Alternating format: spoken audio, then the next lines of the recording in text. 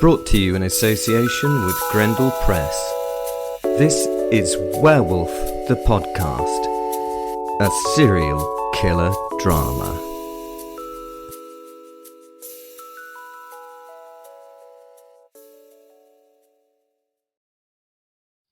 I stand here with two other palfrey horses at the entrance of the cave. The other horses show fear at me. It's understandable, as I am my wolf form by them.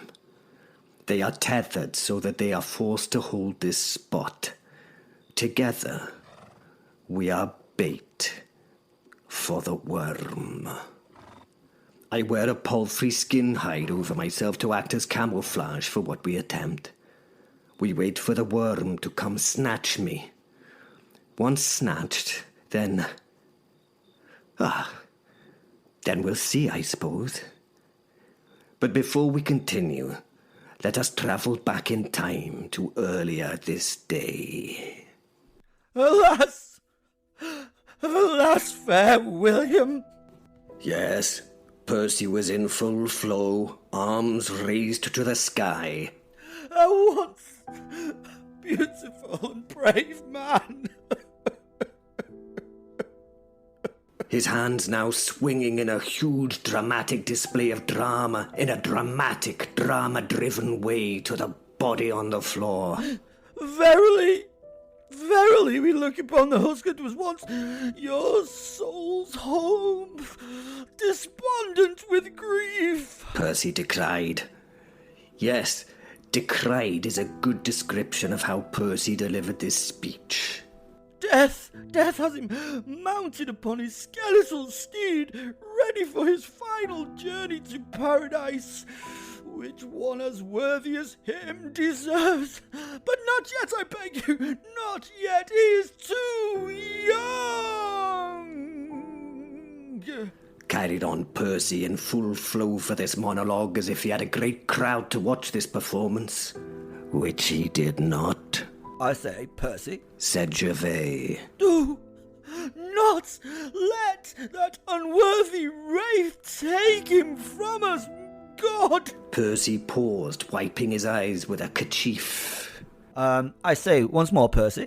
Again, Gervais tried to gain Percy's attention. He was brave enough to face the beast. Can you not see that? Damn you! Percy continued. Percy! Shouted Gervais. The very demon monster that was sent by Satan himself from the very bowels of the fiery pit. Gervais now grabbed Percy's shoulder. Percy! Percy fell to his knees, slipping from Gervais' grip. He saved us, God, at the highest cost that any man could pay for such bravery. I pray for him now that his journey is fair, and that the angels welcome him and bow to him with the honour that befits a man so brave, so brave. He fell forward onto his face, beating his fists on the ground, over-crying. Yes, over-crying. A new word that befits what Percy was doing here. Now, Gervais stood over the prone Percy with folded arms until the sobs and wails stopped. Llywelyn, my squire, Welly as we called him, looked on the scene open-mouthed. Have you finished? Percy got to his hands and knees, wiping his eyes before rising to his feet. Not quite yet, Gervais. If I had a cap, I would doff it to you. Safe journey, our proud William. He whispered, looking at the sky hand on heart. Welly, still open-mouthed, followed the grieving man's gaze, trying to see what he was focused on while taking his own hand to his own heart. This was done out of a state of confusion more than any sense of grief that he might have felt. Percy! What, Gervais? What? Can't you see that my veritable heart is broken with the pain? The pain! Screeched Percy at Gervais. Percy? William is, still with us. He lives. Replied Gervais. Oh, is he? Oh, good. Smiled the once broken man. Although he might wish otherwise when he smells what he's lying in. It is, with little wants that I will attend him, to be honest. Said Gervais, looking at the body coated in the regurgitated mess in which the dragon had coated the night. They now gathered around the moaning body on the ground in its pool of indescribable nastiness. I was slowly, and yet again with a clanging head, waking. This manner of awakening into a world of misery was beginning to become a commonplace awakening for me, an unfortunate awakening to grim, soldierly faces looking down upon me. The daylight was blinding, and it took a while for the silhouettes of the heads to become clear. They were helmetless, and all of them had a rag of cloth to their nose and mouth. Why were they trying to mask themselves from me? No. Had I been knocked nonsensical and landed behind the lines of an enemy? No, William. We were trying to kill a dragon, said the wolf soul, quite matter-of-factly. His tone was always such, I suppose, but this particular subject should warrant more. Although hearing Fenrir's voice was comforting, and with his aid, the memory of the last few hours returned to me. Ah, yes. We had caught a dragon on a chain outside his cave with a bull as bait. That seems like a straightforward and easy thing to say and understand, does it not? We'd been sent to kill this creature, and to say that we were unprepared would be a massive underestimation. The massive part of that sentence being the nature of the beast. It was well to keep on a theme of massive size, it was. It was, after all, massive. What else did I recall? Ah, yes, the dragon's peculiar ability. When it stood still, it vanished from sight. How could such a colossal creature, I mean it was a true behemoth, manage to disappear into thin air? No wonder these creatures were rarely seen. How had the wolf soul seen it when it was in the cave? Could it become invisible at its will? William! Are you dead, William? You seem to be, moving and breathing. It's, very different from the crushed form that you were just, a few moments ago. You now seem to be in somewhat rude health. Well, that is apart from the incredibly melodious pool that you lie in. Gervais said. I held my stomach. I've never tasted a stench like that. I'm very close to adding to the pool of vomit that you lie in. He hacked. The last face I recognized was my squire, Wally. He did not speak, but had a green tinge to him that I assumed was caused by the... Oh, for the sake of the saints, what the hell am I lying in? The fetid stink of the pool was like nothing I had ever smelt before. It burnt my lungs and brought me significant nausea to my squirming bowels. The three men unceremoniously grabbed me, Gervais and Welly with gusto. Percy was a wee bit timorous in his actions, if I'm entirely honest, trying to find an unfouled, liquid-free spot on my body to help lift me. But he gave up and held my soaked gambon with disgust as they dragged me away from the pool. We had slowly made a base camp some distance from the cave site, a spot where horses and baggage lay. Once there, Welly helped me from armor and cloth so that I could wash as much of this mess from me as possible. I had entered an icy cold stream alongside our campground. I sat waist deep letting the soothing water run over me. It was bitingly cold, but revived my spirit and my body a little. It was welcome, that cold, as it shocked me back into the world that I knew. My fellows sat on the bank, Gervais drinking, as was his wont, Percy chewing on a piece of grass, and Welly trying to remove the dragon's stomach contents from my kit, with little success. "So, William," asked Percy. It was an inquiring tone, as if a question. So, William? I could tell that he was going to say something that gave him discomfort in doing so. Even a brave man such as yourself has to admit that we can't fight that demon. How can 3 mere men prevail against such a thing? Be serious in your thinking here. It could have killed us at will, if God had not been on our side. I washed and rinsed my hair several times, then lay back in the flow, allowing the water to fully cover my body and face, to use its powerful current to cleanse the last rudiments of the beast's bile from my skin. I had to think. This would take some time.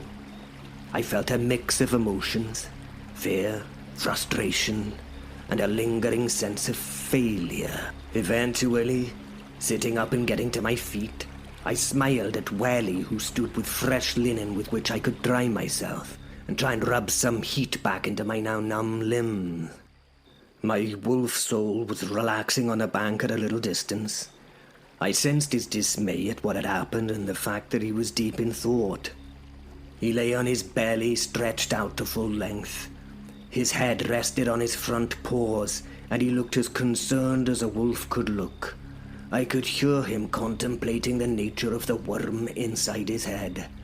I could also sense that he had nothing that could help us, as of yet. "Fenrir, how on earth do we slay this thing? Have you come across them before in your long years?" I asked. The great black shadow of the wolf lifted his head and looked in my direction. "Aye. I've heard of them. I've seen them, but never once so closely. In the evenings in Runsgard, far to the north, back in the day, drakes would often be seen, playing in the sky. They would fly, and we would watch them as they chased each other's tails. It was a most magnificent sight to behold, but they looked to be only the size of a large horse. They were beautiful to behold, and they did not bother the people apart from stealing odd beasts from their tended herds. The tribes who lived there did not mind this. They thought it was a small cost to see these wonderful worms, and believed that they offered a sort of protection to the village in payment for animals. They were incredible and offered fright, but were not such as this in this cave. Our quarry is a giant amongst them, to be sure." He told me. I walked to the fire that Gervais was especially thankful to have. It still may not have been safe for us to have an open flame at this distance from the dragon's lair, but our little party seemed to care not at this moment. The reward of warmth and the warding off of the flies was a boon that I much appreciated at this point as I wedged the cloth in my ear to remove the last of the water that lay there. The atmosphere around our little fire was grim, it was, and the party now went into an uncomfortable silence as we considered what to do next. Should we return to the noble Count's court and tell him about our failure? Should we continue with what seemed like an impossible task? A task that I could only see our deaths at the end of? Removing ourselves back to the Count's court did not sit well with me at all.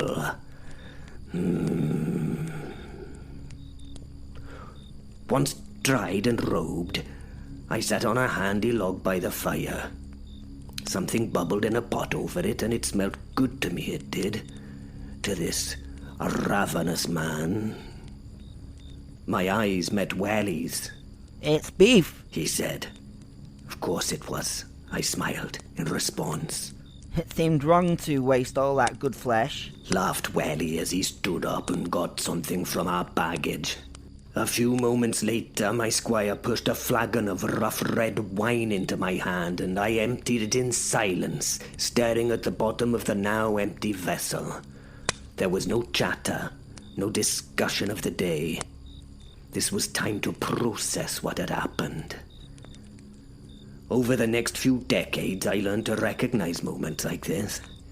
I had learned that the length of time I and others sat in silence and contemplation on a subject reflected the difficulty of the task we were to undertake. By the time many of us were ready for conversation, the sun was at its zenith, and its warmth fell upon us, making life seem a little better as the four of us sat eating. Gervais broke the silence.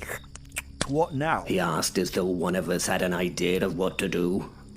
I knew he looked at me for an answer, but at this point, I did not have one. I cannot see a way in which we can fight that creature. I don't see how an army could kill it. Your sword, William, just merely scratched its surface. It dinted its scales a bit, but it did it no real damage. Then, now look at us. We ran like the frightened children we were. So unworthy of us, I know. However we looked at it, he was right. How could we hurt this beast? Mere mortals did not seem to have enough power or weapons to do so. Luckily for our little party, I was no mere mortal. I was a werewolf. And as that creature may have a way to deal with the Wyrm, although at this point, I had no idea how I, in my most terrible aspect, could bloody harm that thing. Welly was sat by the fire, his brow knotted and poking the flames whilst watching the pot. Silence again, until this time, Welly spoke. Sir, can I offer an idea? I'm sorry, it's sort of beyond me, isn't it? I shouldn't really say these things, he said. I smiled, and we all turned our heads to him. His face was now filled with more fear than he had shown the face of the dragon. Go ahead, say it, I told the boy. You are as much a part of this as any of us, and to be frank, none of us have any way to defeat this Wyrm. We may as well cure it. Gervais took yet another drink from his cup, smiled and nodded at the boy to try to comfort him before speaking. Go ahead, boy. It cannot be as foolish as the plan we had today, Welly. Let us go fishing for dragon with a bull on a chain. With hindsight, it was not the greatest of ideas, was it? He said, and sobbed. But I suppose one hell of a story if we return to court. Percy and I laughed at the truth of this. What had we been thinking? Are you sure? Welly asked. He was now enthusiastic at our interest. He seemed to grow in size and maturity as he began to speak. Well, you see, sirs, I have a cunning plan. A most cunning plan. He smiled and looked to each of us to gauge our interest. Master Theatre, well, you know, the kennel man, has a very interesting way of killing rats that haunt his doghouse. He paused for dramatic effect, nodding as he did so. Yes, you have my interest, young man. Get on with it, said Percy. I'm sure you'll be able to guess what it is, asked Welly. Well, boy, I've seen the mangy one-eared ginger moggy down there and about there, but I don't think we can find a cat big enough for the beastie, although that tomcat is one vicious little bastard, I've heard. Maybe we can bring him to the battle as an aid. He laughed at his own jest, expecting us to join, but not one of us found it amusing, although the wolf soul smirked in my mind. Please do not leave us in suspense any longer, Welly. Tell us about the Ratman's methods. Well, he poisons them with orpiment, he told us, sitting back expecting some kind of congratulations for this information. We were silent. In Wally's mind, this meant that he had to give us more when, really, he did not. He places it in bait, and then they eat it and die. Horrible in bloated agony. It's awful. His face showed disgust at this. He also threatens me with the same fate if I don't leave his daughter alone. He smiled. Well, boy, do we have half a ton of orpiment with us in our baggage by any chance? Asked Gervais, a little sarcastically. Welly looked at the man in deep thought as though going through an itinerary of the items in our baggage. No, He said with a miserable air, showing much despondency with his body language. I foresee a basic problem with such a plan then, my boy. Said Gervais. The boy hung his head and looked sad. It would have been a great plan if we had the material required, I told the boy, not wanting to feel a moon calf for his suggestion. personally, I think the boy has a splendid idea. Can we not think of something to replace the poison? Maybe this substance you call wine, William. Percy asked. Again we spent time in thought about this. What would nature have in the woods that could be used as a poison for such a beast? Sadly, being knights and not witches or wise men or apothecaries, we had no clue about the poisonous plants of the wilds. And then, quite suddenly, the answer came to me. Does it have to be poison to kill the beast? It is armored well on the outside, it is. But I wonder if it is so well protected on the inside. The other men looked at me, confused. I don't really understand what you mean, Will. Do you mean we will fill its stomach with sharp objects and hope that they kill it? I don't think that can be done, can it? Firstly, we don't have enough steel to do so. And secondly, how would we get the worm to eat it? I don't think it will sleep soundly enough for us to force it in the night. And I don't think it will swallow it down if we ask nicely. He laughed at the ridiculous idea that he'd come up with. Well, I think if we were even to get sharp steel in it, maybe through a baited sheep or horse, the worm would just regurgitate it as before. I don't think that it would die, but we have only this option if we're going to continue. We cannot fight it head-on, so do we try? Said Gervais. Again, silence as we all considered this idea. Well, actually, there is something that we can get inside him that would do the damage. Something that could rip and shred the internals of that beast. Fenrir looked at me as I talked. His mind was warning me about going down this path. He knew that I meant to reveal to these precious few, these men that I trusted above all others, that I was able to become the Wolfman. I'd got their attention now. All eyes were on me as I rose from my seat on the log and turned my back to them. This was going to be a dangerous reveal.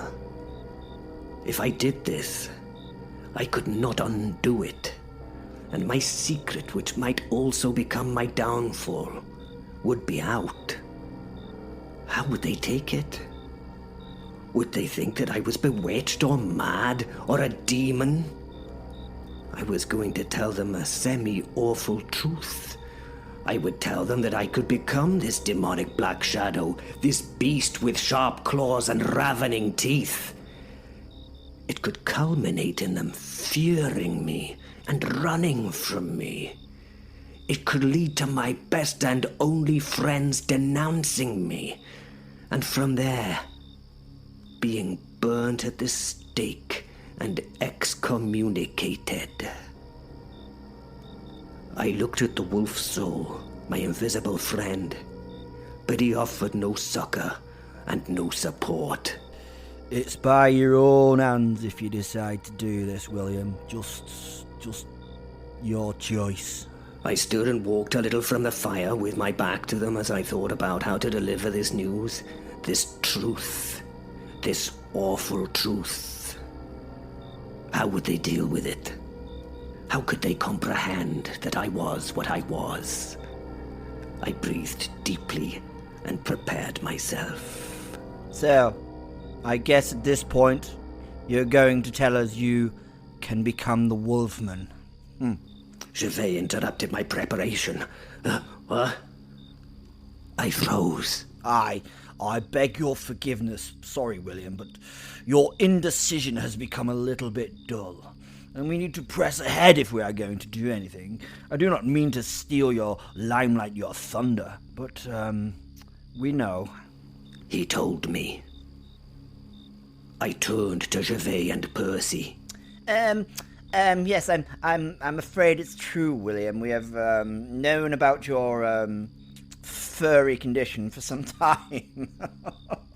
Said Percy, smiling. My face must have been funny to behold because they all burst into laughter. Yes, please forgive us, but we have known you for a big part of your life since we were children. So we first thought that you played at having an invisible friend, but as you grew, we thought that you had gone quite mad. And as we got older, we still thought that you might be possessed or something, but it did not seem like an evil possession to us. The friend that we could not see never seemed to do any harm to those who did not deserve such, to be honest, William. Continued Percy. Yes, and then there were the nights you simply disappeared and no one knew where you were.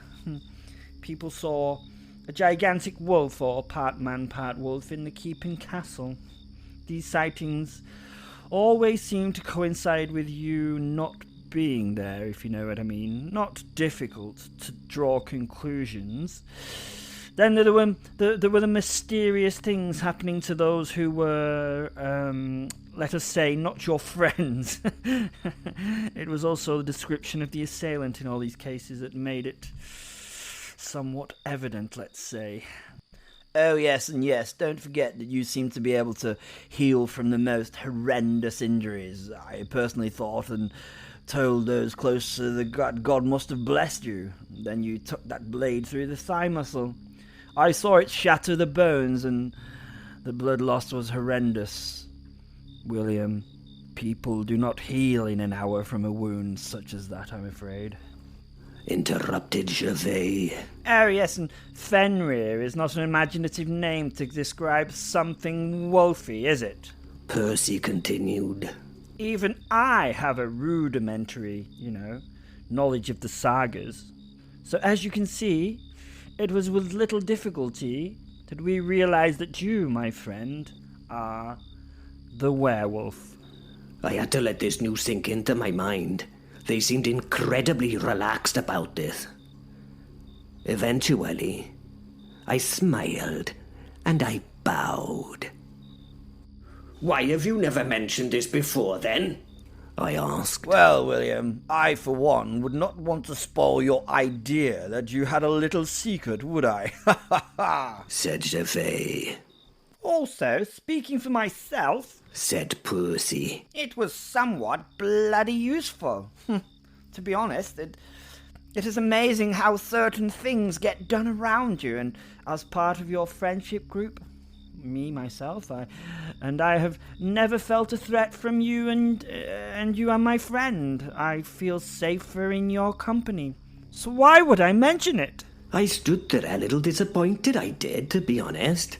I was afraid to offer my secret to my friends, but that secret had an element of excitement about it, and that had been robbed from me now, they knew. The only person who looked shocked and concerned was Welly. He seemed stunned and scared, he did. If he had the right intelligence, he may have thought that we were all making him a figure of fun. But the werewolf soul, Fenrir, came up alongside me to look at the men.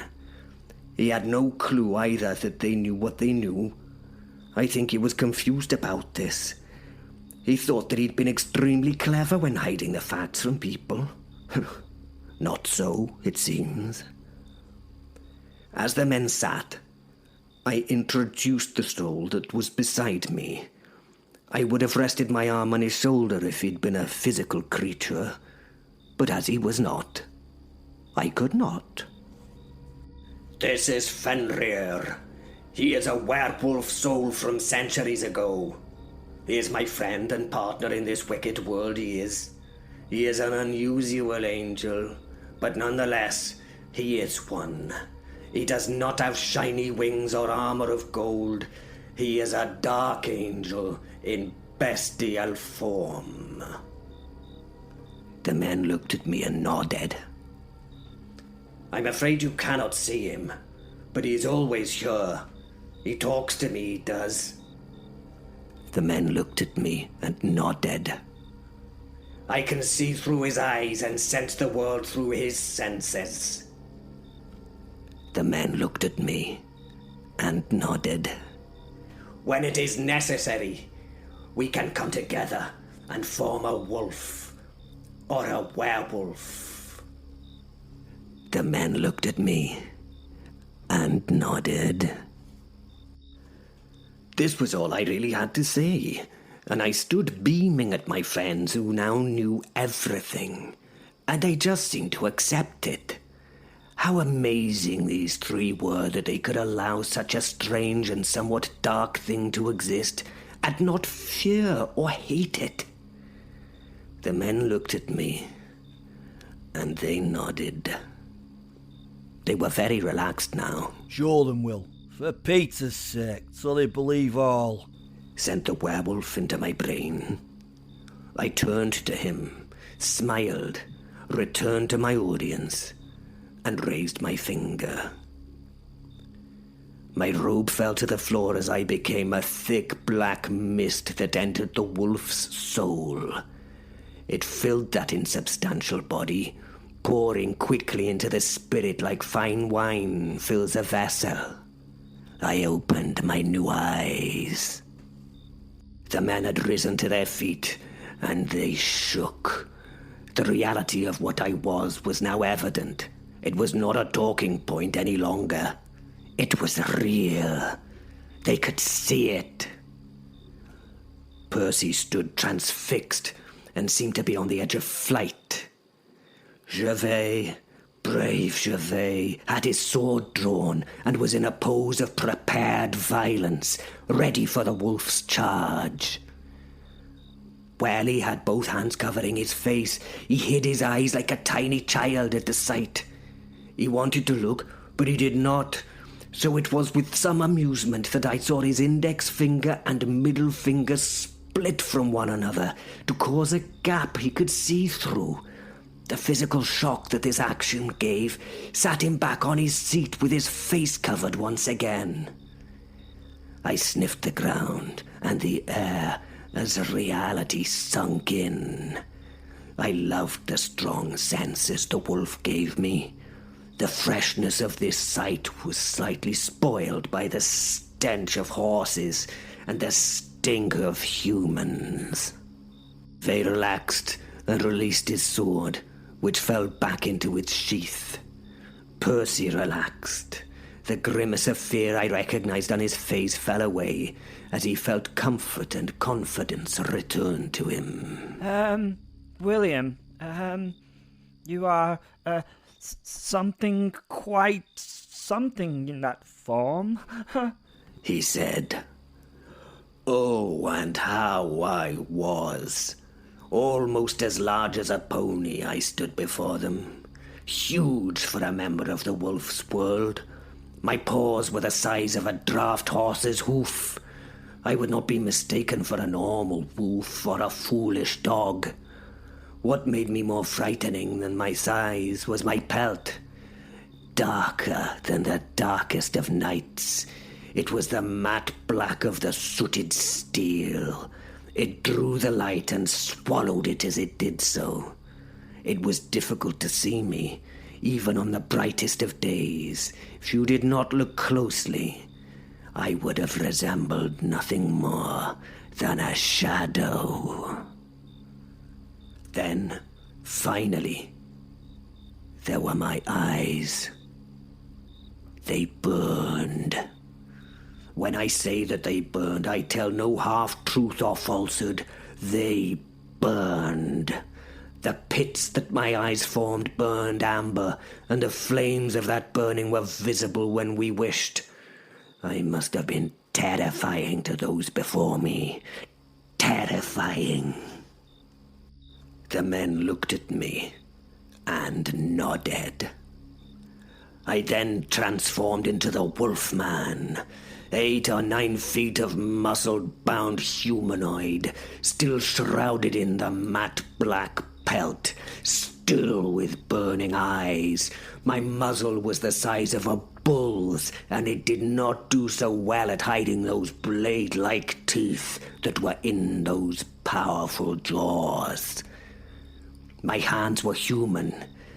Hairier maybe, but human apart from the nails of said hands, being as they were, talons. Clawed they were with vicious spikes, each around 5 or 6 inches in length. I stood before them now, in my full magnificence.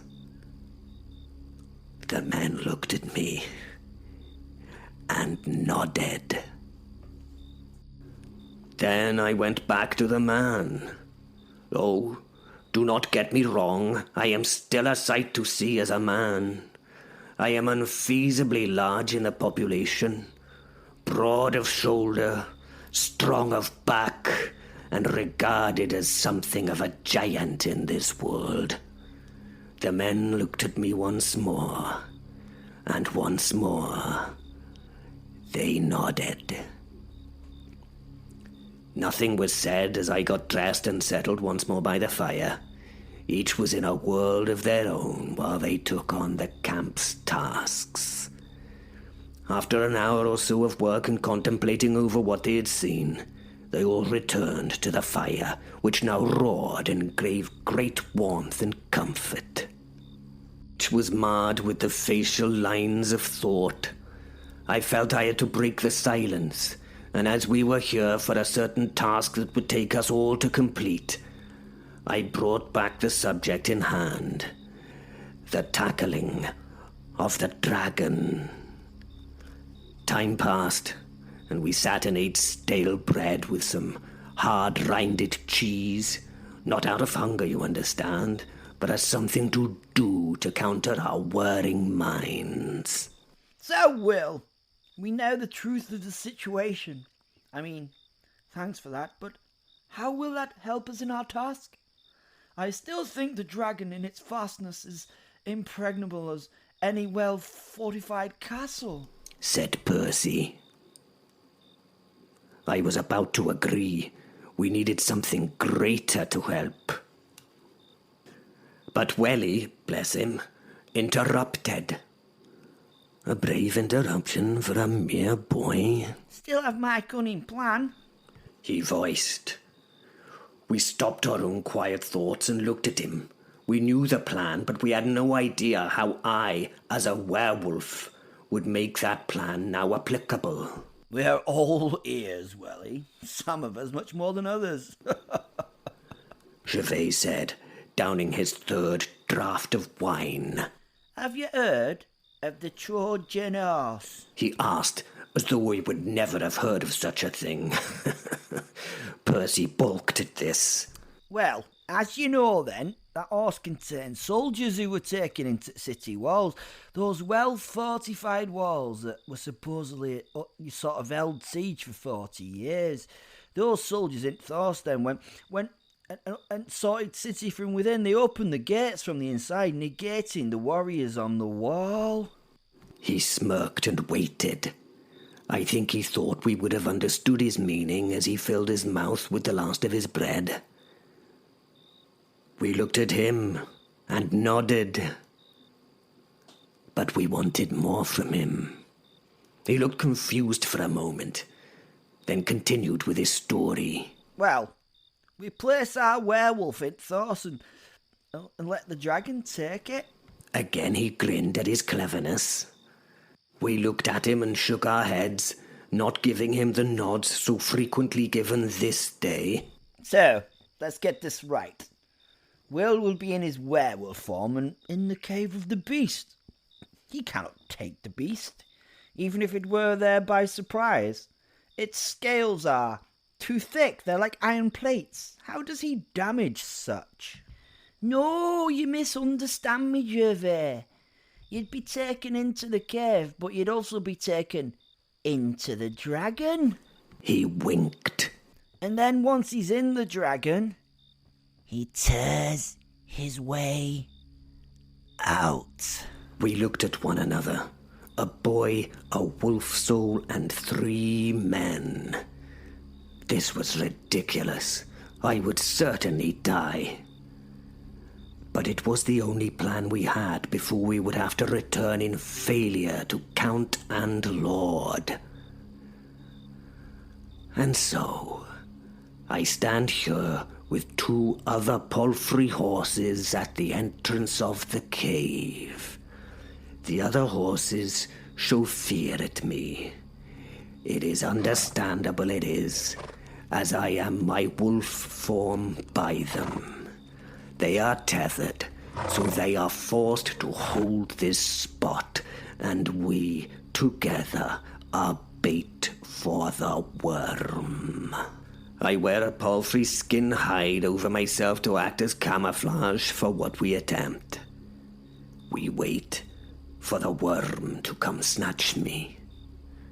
Once snatched, then, apparently, I will tear my way from the body of the beast like some hell-created birth, killing the creature. I suppose we will see.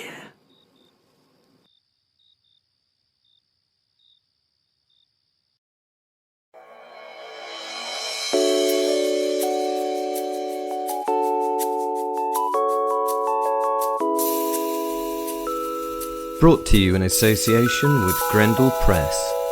This is Werewolf the Podcast, a serial killer drama.